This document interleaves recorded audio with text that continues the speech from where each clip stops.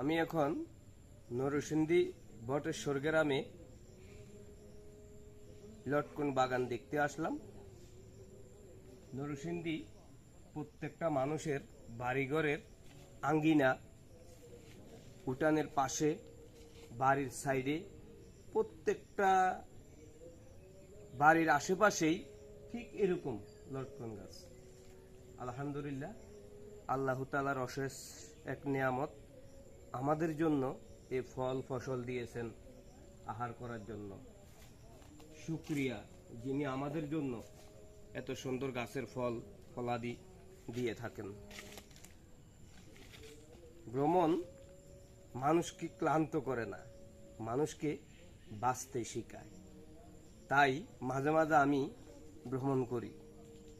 ব্যবসা বাণিজ্যের পাশাপাশি আপনারাও একটু চেষ্টা করবেন মনের ভিতরে একটু ঘোরাফেরার এনজয় তৈরি করার জন্য, তাহলে টেনশন কম থাকবে।